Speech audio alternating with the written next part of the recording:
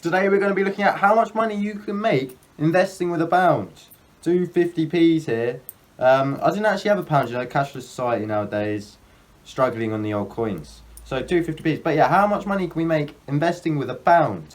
Now all these returns are based on a yearly return, okay? With a pound, if we invested it in the S&P 500, I don't know if you can see that, hopefully you can. We'll go from £1 to £1.07. Now this is adjusted for inflation, and all these are adjusted for inflation. So you're actually going to get an interesting result here. Probably it might surprise you later on the results we get for some of these assets. So S&P 500, solid start, £1 to £1.07p. 7% average return after inflation, consists of 504 different stocks, all US based. And it's a solid investment, great investment. I mention it all the time on the channel. If you've seen any other videos, you'll know about me and the S&P 500, yeah. It's the favoured one, everyone goes for it. Right, least risk as well, so it's not too bad. Anyway, next one, margin investing. Now this one's actually our highest paid on this, so we've gone from our least riskiest to the highest riskiest and the highest paid. Margin investing, stick your pound in there, and 50% margin, so we can actually use the brokerage, say if we're using Trading 212. 50% margin, we can get £2. Then, with that £2, boom, we stick it in the S&P 500. Average return of 7%. 7% on our £2 original investment, because we leveraged it up from £1 to £2 using Trading 212. We get £2 and 14p, adjusted for inflation. As I said, look, high risk. We are absolutely betting here that the S&P 500 makes that 7% return adjusted for inflation. Now, of course, this is just the average, and it depends on what's going on economically in the world, politically. This could all change. So that's high risk. I've labelled it there, high risk. But it's also high reward, so it depends what you're up to. Paying debt. Now, this isn't actually seen as an asset because you're just paying credit card debt. If you have credit card debt, and obviously the interest on that credit card debt could be like, say, 21% a year, then you're losing 21% of your money a year with that credit card debt, because obviously that debt's growing 21% year by year by year. So by paying that down, you're actually gaining 21% on your money. So look, we pay £1 towards our debt, and we end up with £1.21p at the end of the year, because remember, when we pay our debt down and the interest on the debt is 21%, then technically whatever we put into that, we've gained 21% on it, haven't we? Because we're paying our debt off, and the interest on the debt is 21%. I hope you lot understand that. Lending. Now this is an interesting one. P2P lending, peer-to-peer. So I'll be lending to another guy, another person, let's say.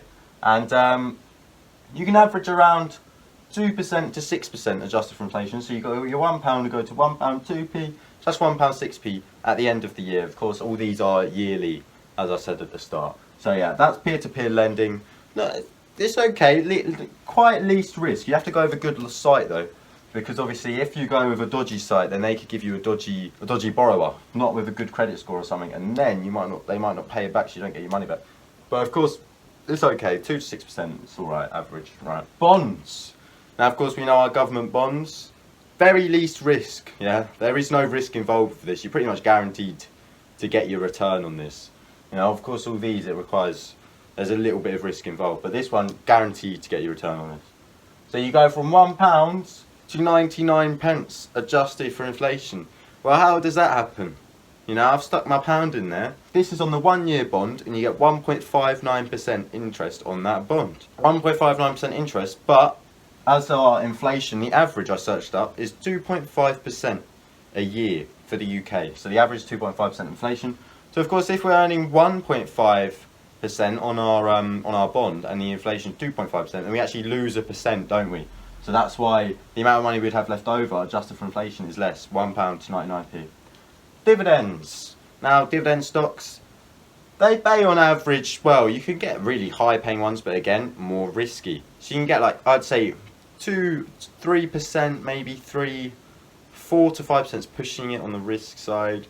1 to 2% is probably a really good strong company, but obviously dividends aren't as much. So anyway, can't remember what I've gone with now. 3.5% by the looks of it. If inflation is 2.5%, we end up with £1 1p. So 3.5% dividend stocks returned. So your £1 will be £1 1p at the end of the year. Good little investment, that. Bank account. Now, of course, if we just leave our £1 in the bank account, what will happen? Well, of course, most of us do this, yeah? We just leave our money in the bank account. We don't actually invest in any assets. That's the majority of the population in any country, to be honest with you. And I think it's just plain ridiculous that people do this. Because as we can see, look, the worst performing asset, bank account. Your £1 goes to 98 pence.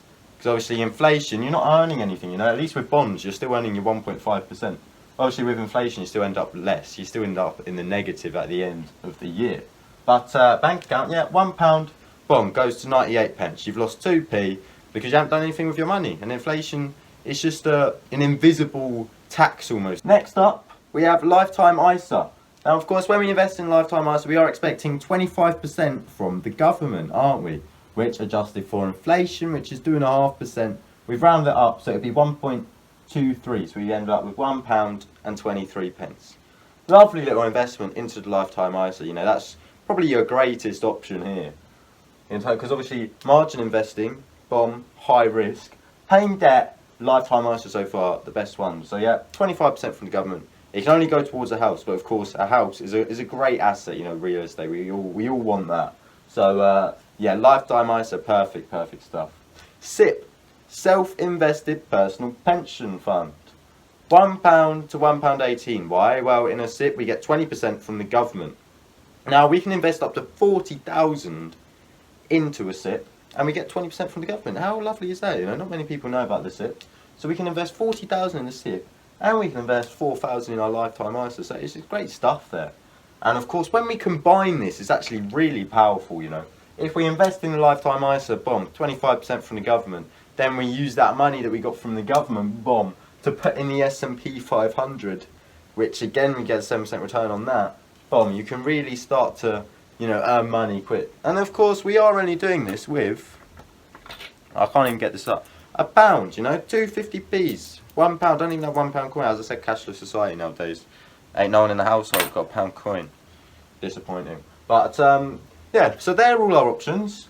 S&P 500, quality, you know, speechless that, you know, I don't know what to say on that one. Just invest in that, you know. Anyway, margin investing, high risk. I don't recommend it unless we're at the start of an expansion phase, you know. If we're seeing interest rates start to come down, the Fed are hinting at easing up on the monetary policy and, you know, maybe even start printing money, that's where we want to do margin investing. Maybe not 50%, you could always pick your percentage, you can do 20%, whatever. Paying down debt, lovely option there. Because obviously if we've got high interest debt, then actually any money that we put in that, we will be earning the interest that's on the debt. So if we've got £5 and the debt on that is 23% a year, then it's going to be 23%. The £5 is going to increase by 23% year by year, isn't it? The debt's going to get bigger and bigger year by year. So then if we pay off the debt, then we get technically earning 23% a year if we pay that £5 off. So a lovely one. Lending, as I said, peer-to-peer, not very risky. It depends which site you use. As I said, it's a good little asset option there because you're not in the stock market or anything like that. You're just lending to people. Bonds, there's no risk involved with bonds. You're pretty much guaranteed like 99.99% to get your money. But of course, we're losing money due to inflation in the 1-year bond.